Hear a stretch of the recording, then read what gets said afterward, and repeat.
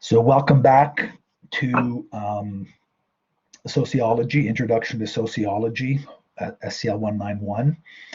I'm going to start today Chapter 3, and the topic of Chapter 3 is socialization. And in order to do my best to stay on track, I'm going to switch over to the PowerPoint presentation. So if you'll just bear with me.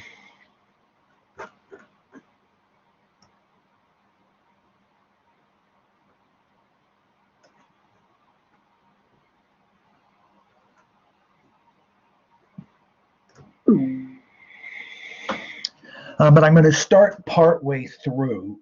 Next week, I will return to the first half component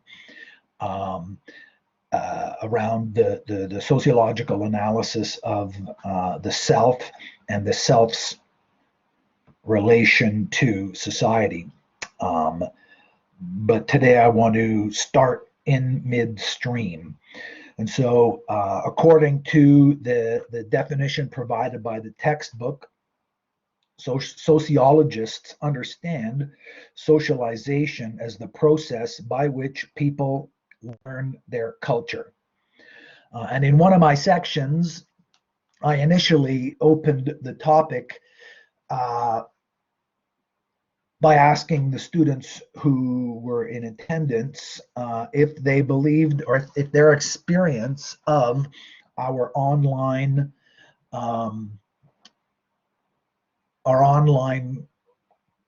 education process right now. So what we're doing in this class and what you are doing in your other classes, if they saw how that contributes to socialization. And one of the students said no, and the reason was that they weren't making friends, that this doesn't lend itself to making friends.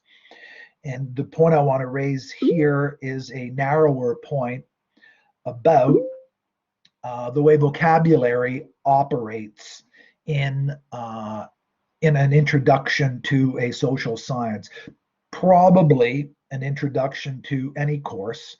But certainly in the social sciences, the challenge is to guide you in a way to prepare you to code switch between your everyday use of English and the specialized use of vocabulary as it operates in the social science, in sociology. And so in this case, the student understood socialization in the sense of socializing. So you socialize when you go and meet people, and successful socialization more or less means making friends.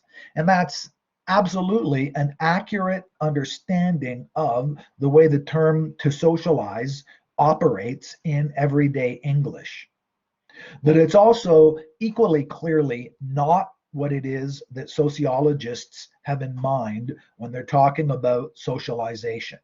And so I want us, what I'm hoping to accomplish today is to help you transition to help you distinguish between your own everyday understanding of what socialization means, whatever that might be. Now, I'm sure that many of you fairly quickly and maybe even have already figured out what at least several aspects of how it is sociologists understand socialization. But in order to as quickly as possible get all of us rowing in the same direction at roughly the same speed, I want to take a look at the definition that's offered in the textbook. So socialization is not just making friends. Socialization, from the point of view of sociology as a science, is the process by which people learn their culture. Now, in order for that to begin to be helpful, we'll have to review for a second what it is we mean by culture. And so you'll remember, hopefully, from chapter 2 that culture is defined as the socially transmitted practices, languages, symbols, beliefs, values, ideologies, and material objects that people create to deal with real life problems. What results from these socially transmitted practices is a society. Without culture, society does not sustain itself. Because society is composed of individual humans, or to the degree rather that society is composed of individual humans with finite lifespans, and with a range of ages in that group. So however small or however large, it turns out that a sociologically relevant understanding of society might produce in that group, there will be younger people, older people. And for a group to continue as a society, members die, new members are introduced into the group, and the society changes over time. And so it's this socially transmitted dynamic that is the key to understanding, one of the keys to understanding how it is sociologists understand, or rather try to understand all of the different things that they try to understand. So going back here, socialization, as we're going to take a look at it today, is to be looked for through all of those processes by which people get their culture. Now, the term learn here needs to be taken very broadly. It's not the way, it's not learn in a narrowly or an institutionally understood sense. It's much broader than that. And the first step in appreciating what the distinction I'm trying to raise is that we saw last chapter that language is a key aspect. In fact, it's listed in one of the constituent components of culture. And for most of us, we learned language. We learned our first language anyway before we were ever part of any formal institutional setting. By and large, we learn language in and from the group of people who raised us. And we learn it by and large, I mean, statistically speaking, almost everybody on our planet is not a teacher. Not a trained teacher, and almost everybody on our planet is not a trained language teacher, and yet nearly everybody on our planet learns a language when they're 2 and 3 and 4 years old. This happens, so we internalize our language, our first language, and often, in my case, for example, I grew up in a bilingual household in a bilingual neighborhood, so I learned English and French right from the crib. I had English neighbors and French neighbors, and my dad spoke French and my mom speaks English, and so and many of you, I'm sure, well, some of you anyway, I'm sure, grew up in something like that same setup. And so the languages we learn as one component of our socialization, it's accurate to say we learn it, but it's not quite as accurate to say that the only way we acquire it is through some sort of formal teaching practice. The evidence of that, I would say, is available to you immediately. Think back to when you learned your language, your first language. What do you remember from that? Does anyone remember anything from that?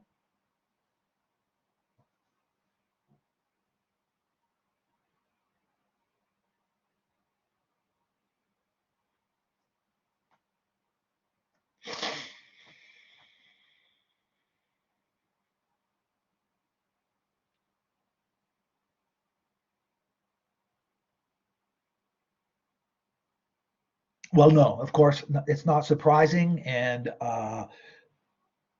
in many ways, we learn language.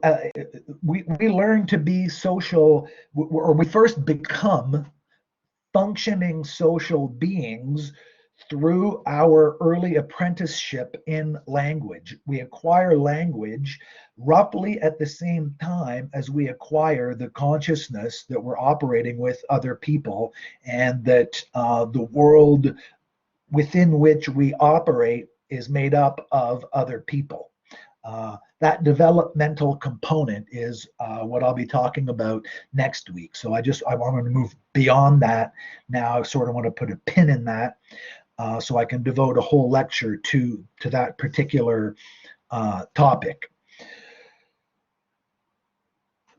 So socialization then is going to be understood as this process through which we acquire culture, understood in this very, very general sense. And that acquisition is in many ways a lifelong process. We learn early on the things that we're able to learn early on, and the things that are important to the people who surround us.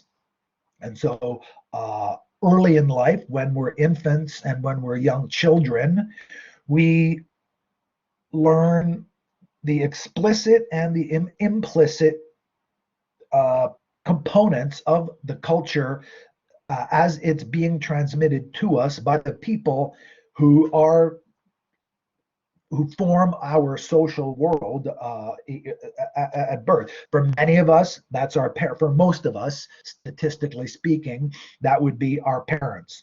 Most humans in 2021, and as far as we know from all the evidence we have available to us, overwhelmingly most humans grew up and grow up in a socially constituted family unit.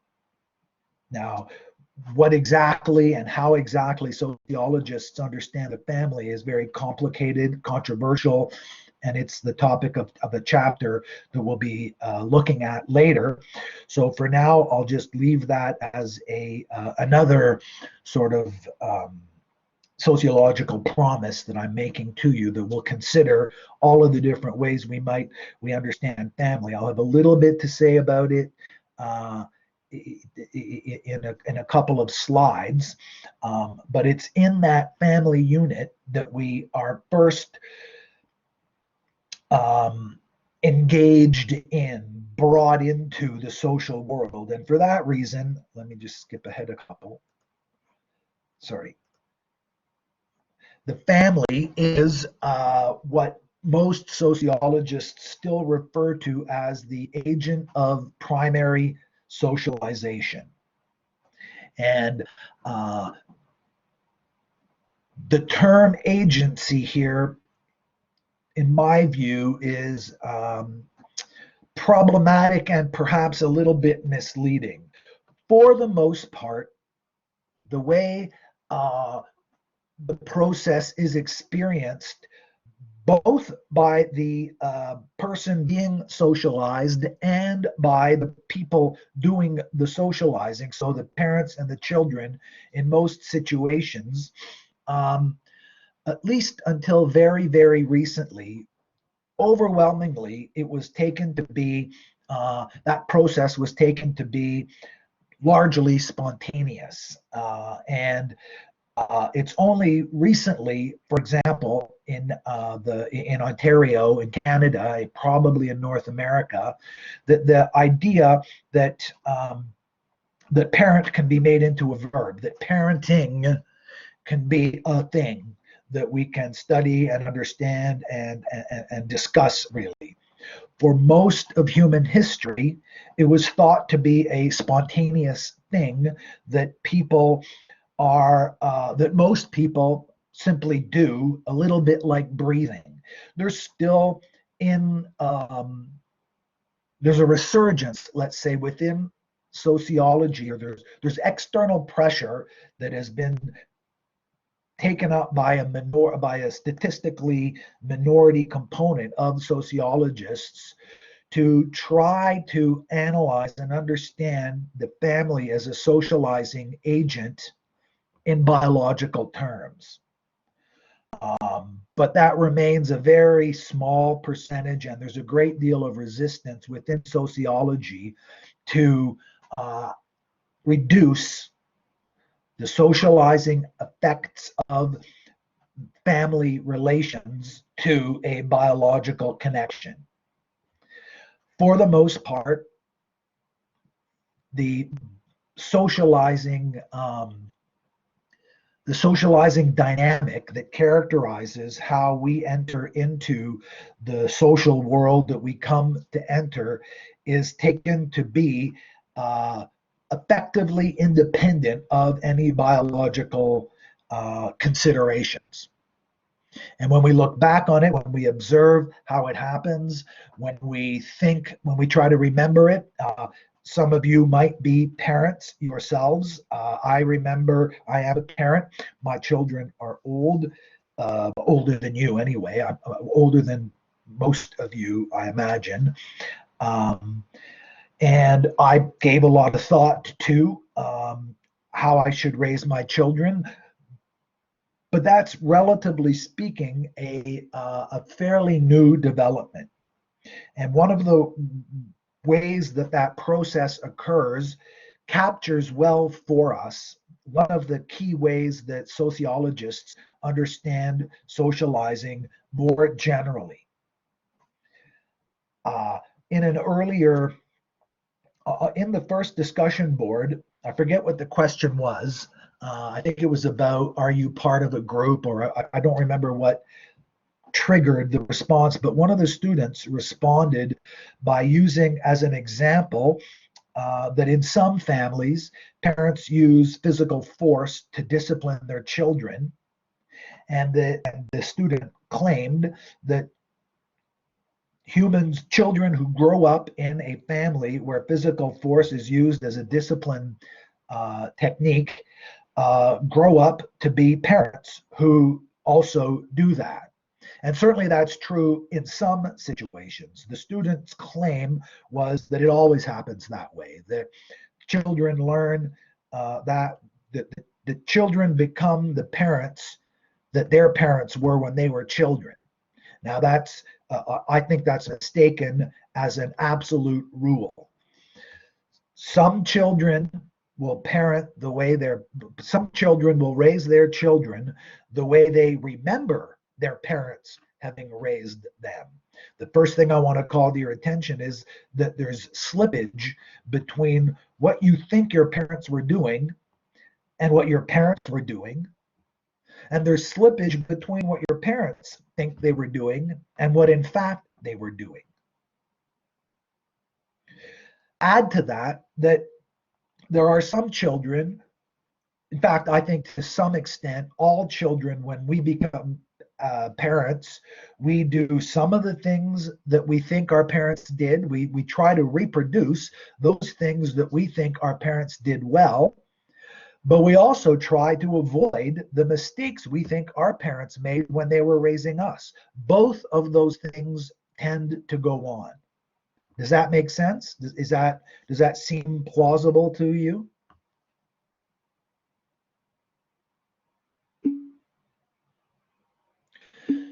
Right. And so some children who were spanked as children believe about themselves that when they become parents, they will spank their children, and for any number of different kinds of reasons that they think that makes sense. Well,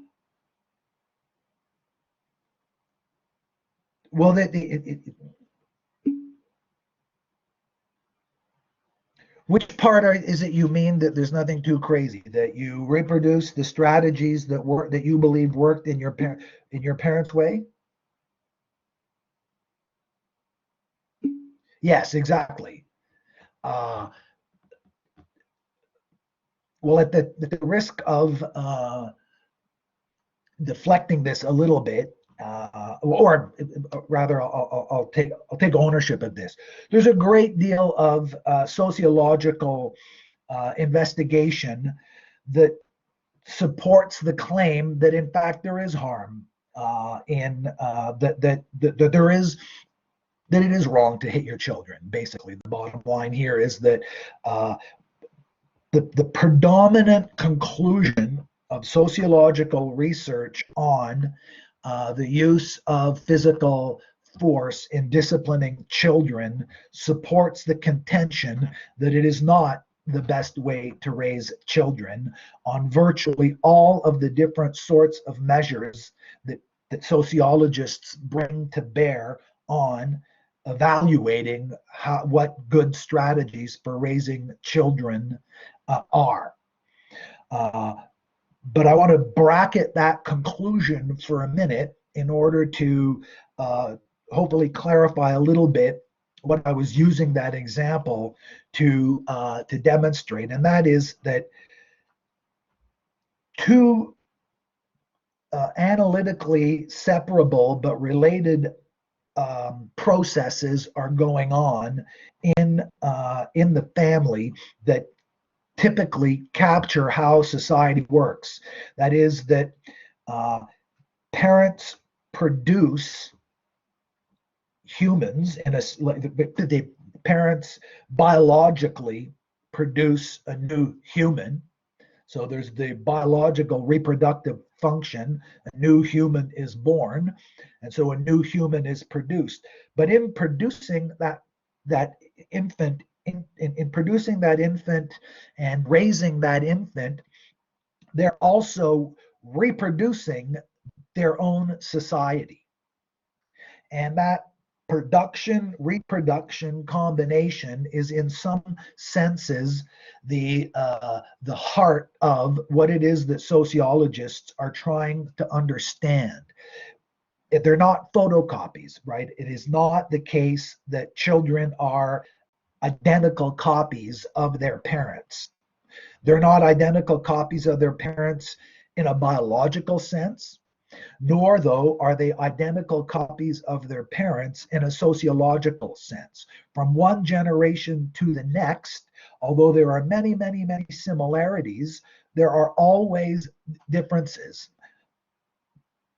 Most of those differences are, by and large, sociologically irrelevant. They can be biographically super, super significant. So on a personal level, a lot of these things are the most important things in the world. But from a larger sociological point of view, that's where that's what sociologists, I guess, by definition, are most interested in. And so we get, if you take a look as just one example among many that I happen to have been reading about recently, in the United States, I'm not sure how closely any of you follow US politics. In the United States, a significant percentage of the US population identifies as evangelical Christians. I myself am not a Christian, so I observe this from the outside. But evangelical Christians have, since the 1960s, formed a very powerful, an often powerful voting bloc in support of conservative political parties and right-wing political views.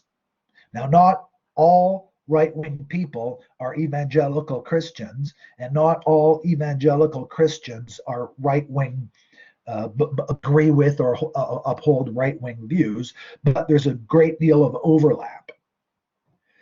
But there's a significant difference on a number of cultural issues between younger evangelical Christians, so younger Americans who identify as evangelical Christians, who are members of evangelical churches and so on. They tend to have much more what in other contexts would be called and thought of as liberal views than do older evangelical Christians. Now, I want to separate out 2 points in order to be clear about what it is that I'm trying to tell you my example shows. Many, many young Americans who grew up in evangelical households abandon their religion. They don't stay and they don't identify as evangelical Christians. They leave their church. But a significant percentage of young Americans either embrace an evangelical church they didn't grow up in, or continue to participate in an evangelical church. But even though they remain evangelical, unlike their parents, they are much more likely to, for example, be in favor of gay marriage. And so you get a change, a generational change within a otherwise shared social worldview. And that's an example of how both production and reproduction occur without it being an absolute identical reproduction of the previous society. And in a certain way, what it is that all of the different sociological theories are trying to understand when they try to understand how socialization works is to understand what factors are at play in preserving the views of the older generation and in rejecting or adapting the views of the older generation. And so for the rest of the book, for the most part, we'll be looking at the top two of these theories. But in the context of socialization in particular, the third theoretical approach, the symbolic interactionist approach, is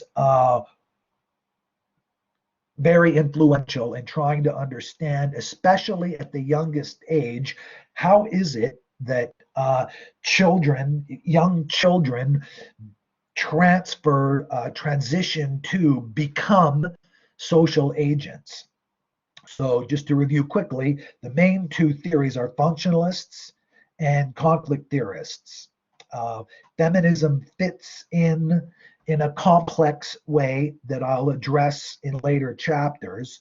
But the two main macro theories try to understand how is it that generations are internally constituted and what are the nature of the mechanisms through which one generation goes from sort of youth to adulthood. One generation, when they're, I mean, so the who's the current Prime Minister of Canada? Let's see if we can do it this way.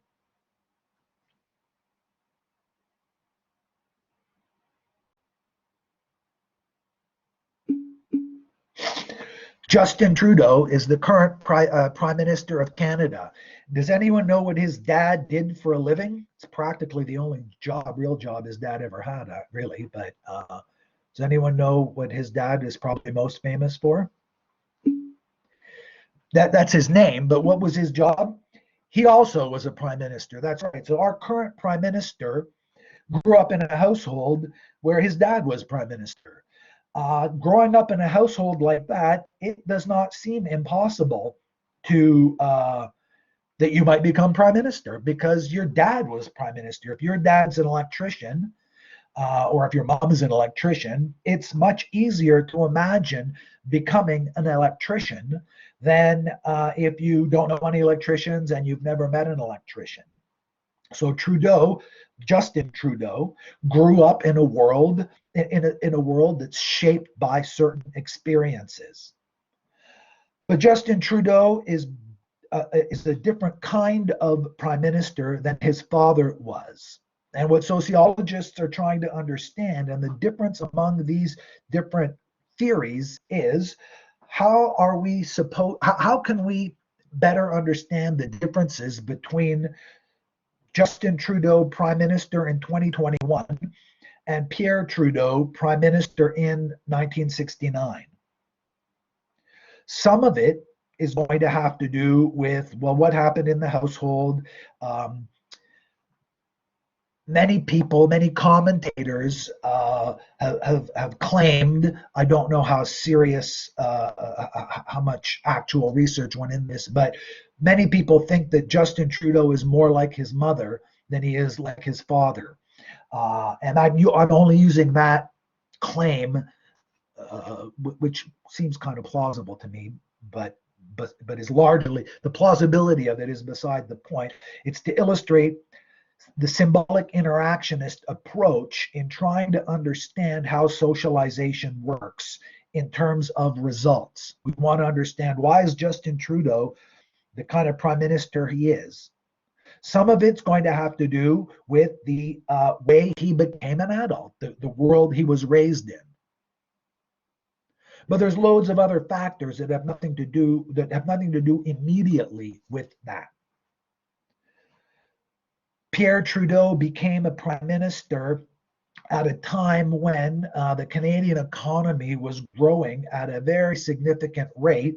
And although nobody knew it in 1970, we were coming to the end of the longest period of sustained economic growth in Canadian history. And so that the economic reality of Canada in 1970 is very different from the economic reality in 2021. And for sure, all sociologists accept and understand and believe that both of those components need to be understood when we're trying to evaluate and even just describe what's going on in our society today. In 1970, we had a Trudeau as prime minister. In 2021, we have a Trudeau as prime minister. What is it about 2021 society, and what is it about 1970 society, and how do those components relate to each other? Okay, so now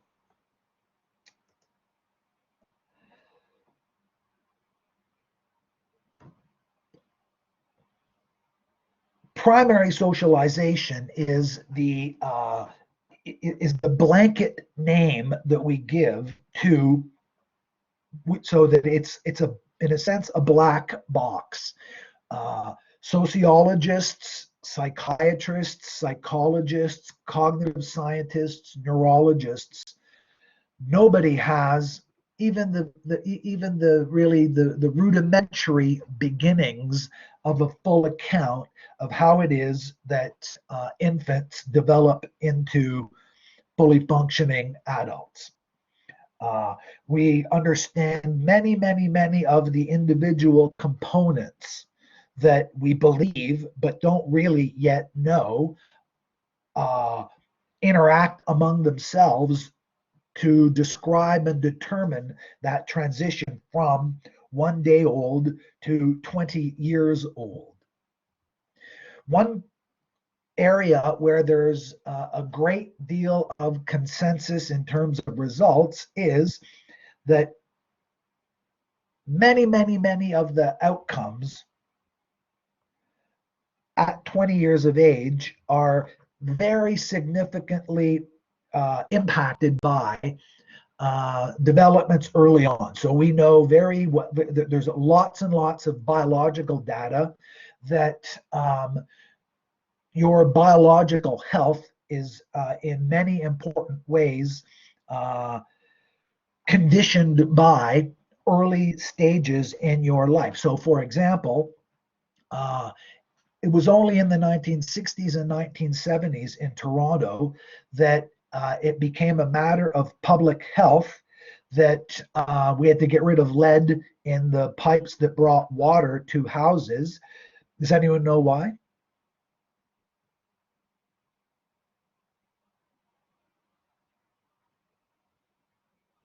Even tiny amounts of lead lead poisoning.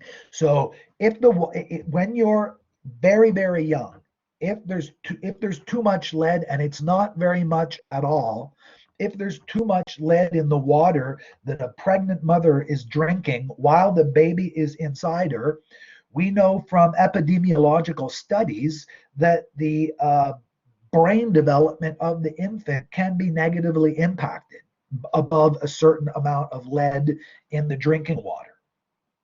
And so even before we're born, from a biological point of view, there are some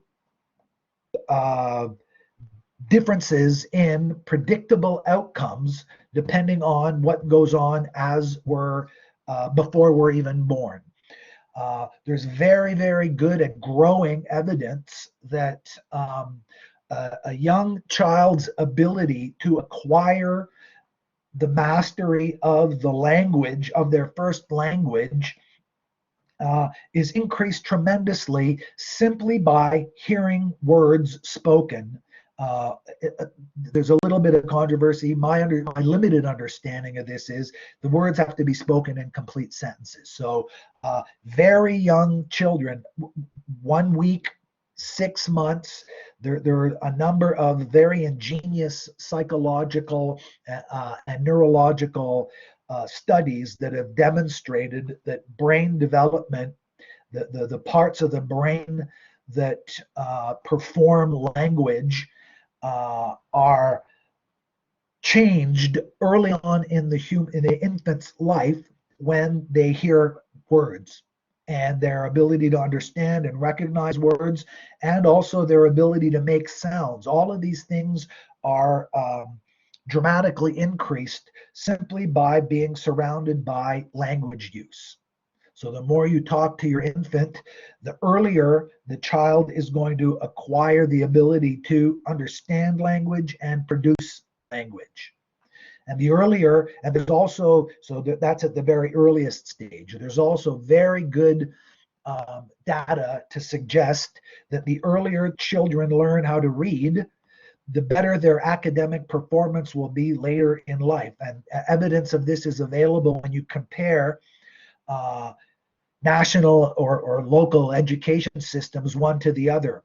Areas where the children are taught to read earlier tend to have better reading scores all the way down the line and across their populations.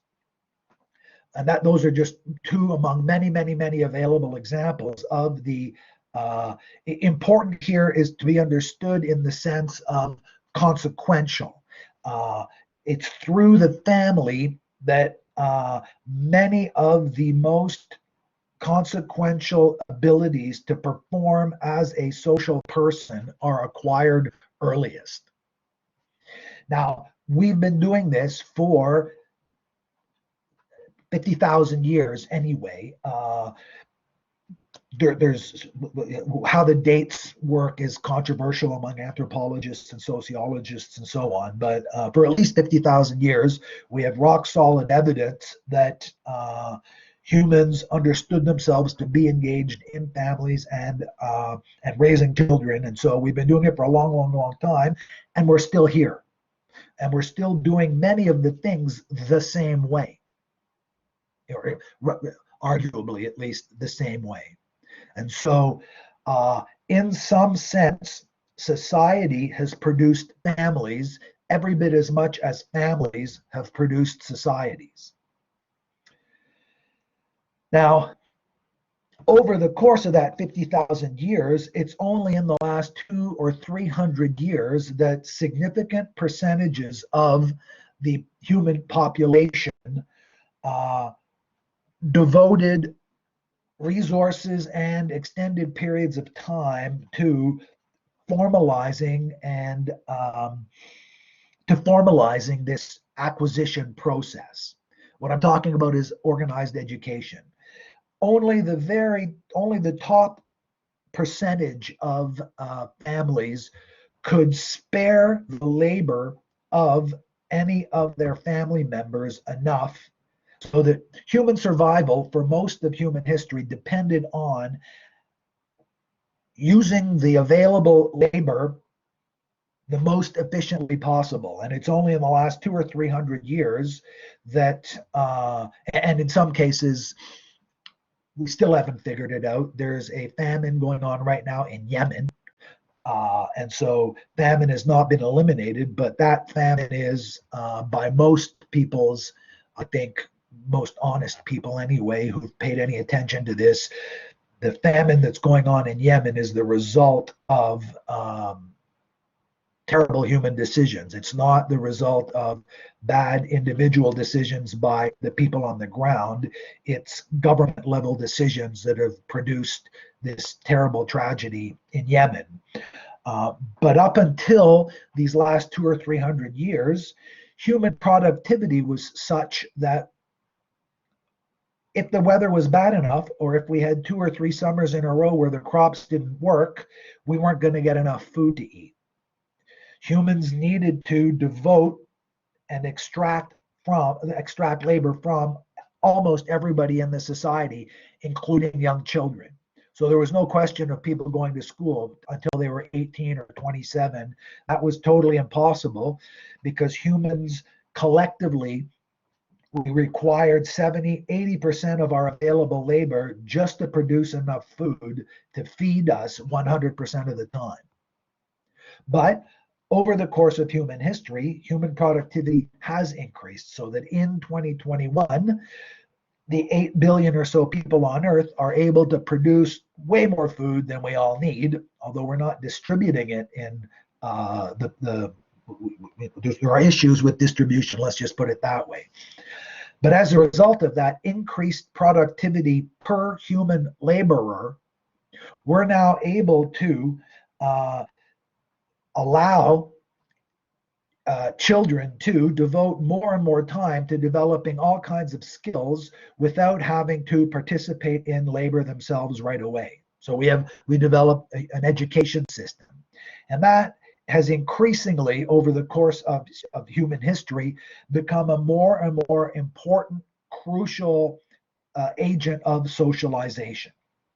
And so in Toronto, typically almost everybody, in Toronto, almost everybody goes to school from when they're 4, 5, 6, up until when they're 18.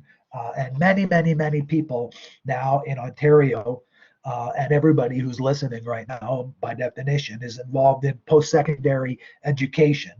And although many of you are also working at the same time, this is now deeply entwined. A formalized education institution, one of whose purposes is precisely to more efficiently and effectively socialize humans into the different ways of being a human that are available to us as individuals, on the one hand, and on the other hand, to make sure that all of the different sorts of ways of being a human that are required to ensure our ongoing survival are also realized. And so we have an education system whose purpose is to ensure that we will have enough doctors in 10 years from now. We have an education system, one of whose purposes is to make sure that we'll have enough engineers. At the same time, our education system is also set up so that we can pursue as individuals those avenues that we think are going to be best for us for all the different sorts of reasons. And so there's two ways that the institution comes together, from an individual point of view and from a social point of view. Okay, now, in my last section, at about 35 minutes into the session, just after I'd started talking about schools, one of the students turned on his microphone and asked a question about the news analysis assignment. I wasn't talking about that, but he wanted to know. And so I started describing the news analysis assignment. And I just more or less just wanted him to go away. I wanted to finish my lecture, but very early on, it almost immediately dawned on me that his question was a great opportunity for me to demonstrate one of the ways that secondary socialization is achieved through the education system. What is it you think that employers believe you will have that will be of interest to them as employers, that you'll have as a result of your credential here at Seneca? What do you think employers believe they're going to get from you as a result of you having gone through our program?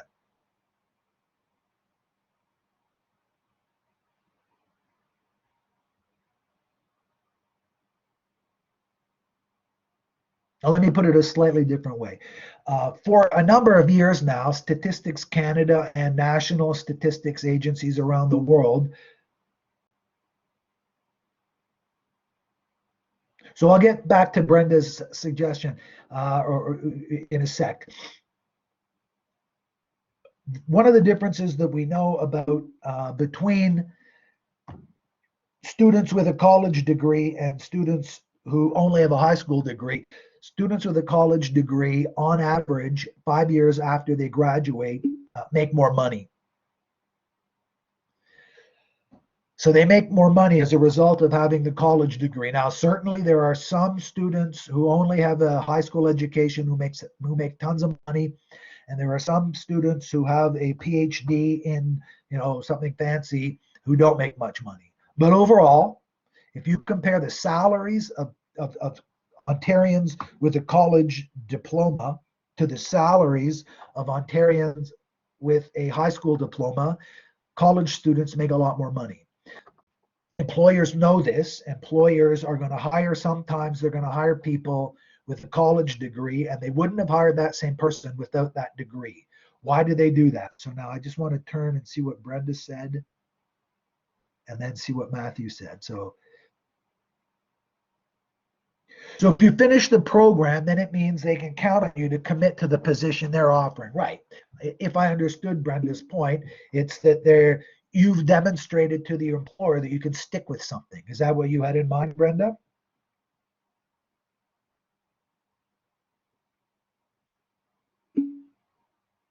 Right.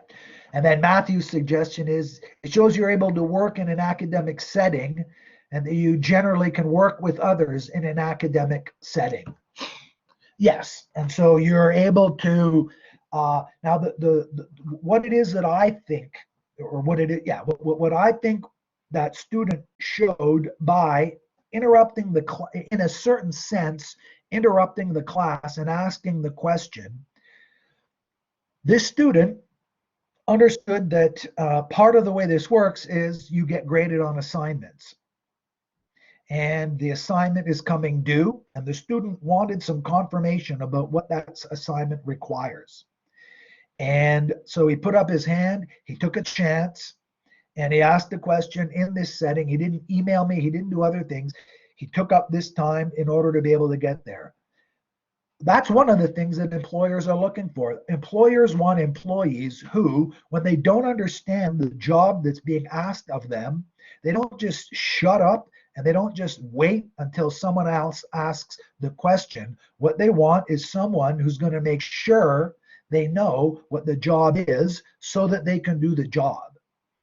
And the college is set up in order to create a group of people who are able to take upon themselves the initiative to ensure that they understand the job that's being asked of them to do. So Matthew's right that one of the things that it's one of the ways that young people are socialized in order to be prepared for the world of work is that they can cooperate.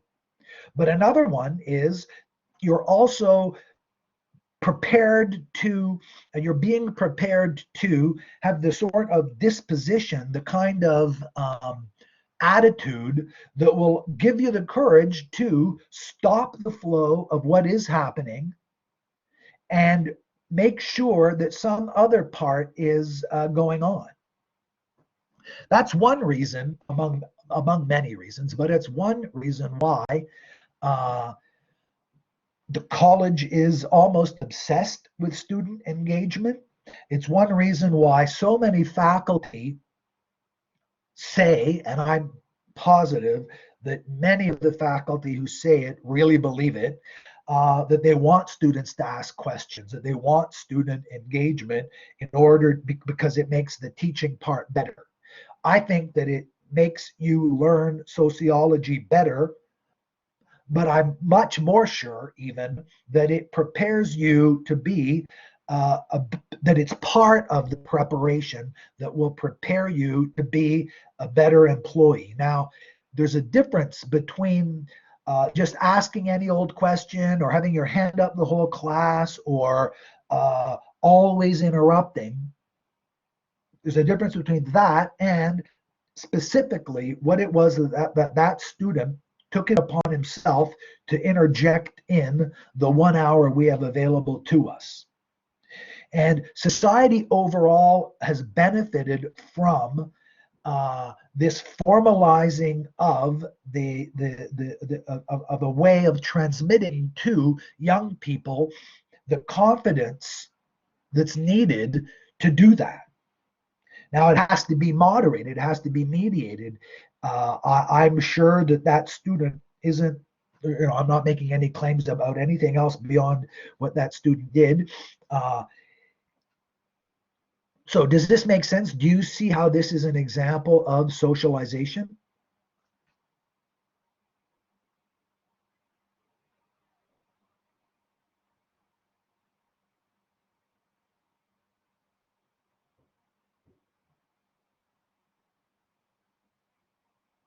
Well, one of the things that this our format here makes it difficult.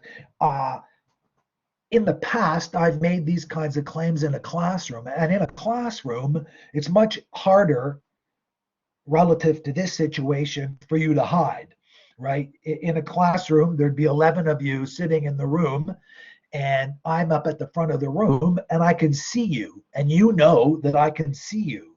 So you I remember being a student. So some of you in a classroom, I'm sure none of you individually, but in the past, I've had students like this who are in there, but they're not paying attention to every single word I say, and 100%, and they drift off. They hear me blah blah blah blah blah, and then I stop talking. So then they notice, and then they realize that they didn't hear what I was saying, and you've already internalized strategies to avoid the embarrassment of me asking you what the hell's going on. But in this setting, that's not possible. None of your cameras are on, so I can't see your faces, and there's no way for me to check whether you're even in the room, right?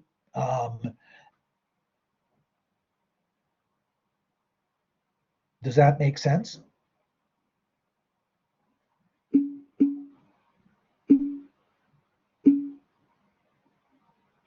Now, part of the way that the whole exercise is a equilibrium kind of situation is that if someone in the classroom, let's say someone in the classroom had already completed their assignment, and they believed they understood, let's say they correctly believed that they properly understood the assignment, and they turned their microphone on and said, look, I've already done this. If he needs your help on this, he can just shut up and ask you later. Right now, what I need is to keep understanding, whatever the hell you were talking about right now. Then my job has to be balancing between individual students' individual needs about some aspect of what's going on and the overall realization of the goal. Now that translates into what employers want downstream, insofar as in 2021, most of the paid jobs, most of the labor market positions involved working with other people. Now, some of you might go on to be lighthouse keepers or something like that, but by and large, everybody works with other people. Or all the growth areas in hiring require of people that they can work with other people. And also, so there's horizontal and vertical relations is what I mean. You have coworkers and you have superiors. And both of those kinds of coordination, you need to become flexible enough to be able to work on an equal level with your coworkers and also negotiate the power difference between you and your bosses. And this classroom produces and reproduces that dynamic. The students are all on in many ways, are all on the same level. And the students, in many ways, are all on a different level from the professor. What are some of the ways that that's true? I just want to make sure that you understand how that hierarchy, what that hierarchy describes.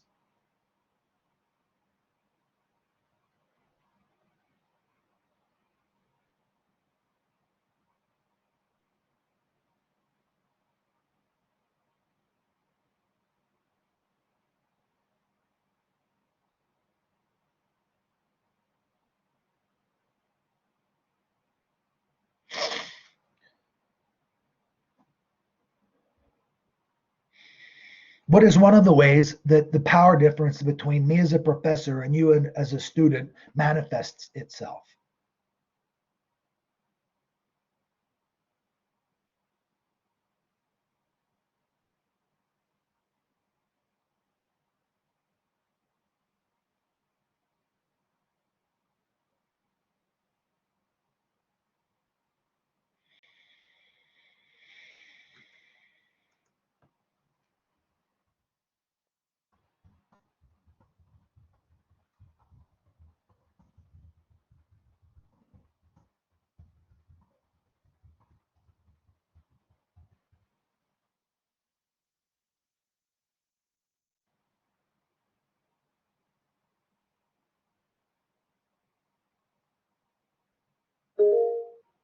Yes, Matthew? Can you hear me okay, sir? I can hear you. Yes, go ahead, Matthew. Okay, I guess in like a large scale thing, like you can sort of control where our future goes by marking us or, teaching us Yeah, well or not teaching us properly, or, you're able to sort of indirectly control like where our right. future will go. The one thing we just demonstrated was I get to say who talks. I'm the one in charge of deciding who speaks, and that's a kind of immediate way. The grading part was the most, it was the sort of that's the example that most often comes up when I ask a group of students this question. And in a certain way, that's the immediate manifestation of my power over students. In a certain way, I get to say who passes and I get to say who fails or who doesn't pass, let's say. Um, and through that, in that way, excuse me, um, Matthew's point is exactly correct that I have an impact over your future. So if you get an A plus in this course and you get A pluses in all your courses, you could go on to the University of Toronto and then you get A's in your sociology degree at the U of T. And then you go to Harvard Law School, and then you go on to be Prime Minister of Canada or the CEO of, whatever. Then, in that way, by you properly engaging in my power over you, then between us, we will have negotiated that power in order to produce a future that you are trying to steer yourself towards.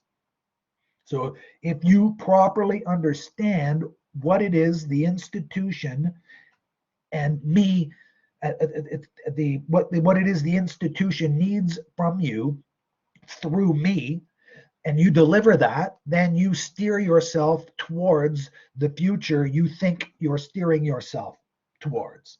So Aaliyah identified it exactly, or well, not quite exactly. Uh, I certify your grades. I know often when faculty, I'm not sure you realize this, but and actually it doesn't happen anymore. But the way it used to work at Seneca is at the end of the semester, we would have a meeting. They're called promo meetings, and we would go over the transcripts of every single student in the program. And so we would take a look at student A, and they got A in YKC 100, B in math, and so on. And sometimes they wouldn't do quite as well. Some students, for a number of different reasons, don't pass a course, and we would say that the student failed. we wouldn't say that we failed the student. We might be kidding ourselves, but the idea that we control your grades totally isn't exactly accurate. You each have uh, a very important contribution to make towards what that grade is going to be. But it is the case that you don't get to certify what that grade is. That is my problem. That is my prerogative. That's what my power allows me to do. And so, what the details of that, what the mechanism there, is a little bit more difficult to ascertain. But the socializing component of it is, it's not just that you need to be able to do the provide the content for the news analysis. You also have to figure out a way to negotiate how to make sure that you've understood what the assignment requires. And that ability is a socializing ability. It's not specifically sociological knowledge or specifically mathematical knowledge that you're acquiring. It's in addition to that, there's a social skill, an aptitude, an ability to interact with people who have more power with you in a way that is consistent with the overall operation of the institution. And you also need to be able to operate within bounds. You need to be able to operate with the other people who are on your level. And it doesn't always feel like that. And there's a number of a great range of ways that that's required.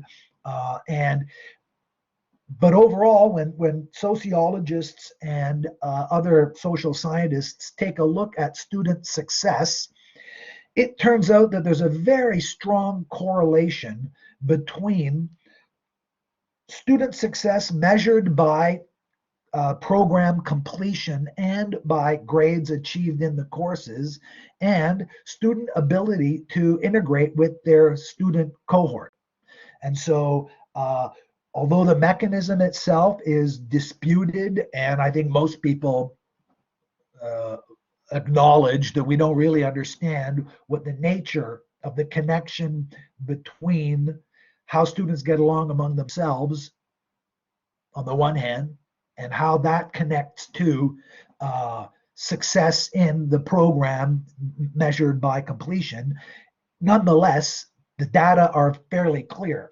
When we survey students, students who feel like they get along with their classmates tend to get better grades than students who don't feel that way. And workers who get along with their coworkers tend to be more productive than workers who don't get along with their coworkers. So the sort of the crude version of this is the institution needs a worker who's not just a bootlicker, not just someone who kisses up to the boss. The institution needs a worker who can get along with her coworkers and who can get along with her boss. And that's one of the ways that the college system operates as a mechanism of secondary socialization. Now, the problem or the challenge, say, that I think it's a problem, but it's at least a challenge, is in its reproductive function, the college is also reproducing many of the things that are wrong with our society. And the way that institutions maintain themselves over time is that they strike a balance between reproducing all the things that work and adapting those things that don't work as well as they could to working better. And the standard example in the text of post-secondary education is if you compare the University of Toronto in 1900 to the University of Toronto in 2021, one of the most immediately obvious differences, if you compare the population, the student population in 1900 to the overall population of Canada in 1900, on the one hand, and you compare the student population in 1900 to the student population in 2021, in 1900 there were almost no women at the University of Toronto. In 2021, there are more women than men. Women are in fact overrepresented in the university relative to their representation in society in 2021. The university was a more sexist institution in 1900, and it was they didn't know. We as a society, let's say, didn't know. We didn't know enough anyway to fix it in 1900, but we now know that society is underperforming if half the population doesn't have available to it the socializing mechanisms that will allow them to participate more fully in society. The university survived and it thrived even. The university is a more important institution in Canada in 2021 than it was in 1900 because it was able to change what wasn't working and improve what was working and make it work even better. So that's how institutions adapt, and that's the kind of contribution that successful institutions provide to society overall. And so the last point I want to make, and I'll have to come back to this later, is the two main theories, functionalism and conflict theory, where they disagree is what are the range of options. And the two theories on the distinction between the two theories is, according to conflict theorists, institutions tend to adapt in the direction that benefits the groups with the most power in society. Whereas functionalists argue that the resetting of the equilibrium in a given social setting is what determines the adaptation of that society. So the functionalists would argue that the university, by becoming more gender representative of a society, wasn't responding to the increased power of women. They're responding to a dysfunction in society. I may have presented that in a marginally biased way. I think the conflict approach is much more compelling and accurate. But I'll have to start that part over. I've gone over the time now, I'm afraid, and I have another meeting in a few minutes. So I'm going to have to wrap it up there, and I will pick it up next Wednesday at noon next Wednesday. Okay, so I'm going to turn the recording off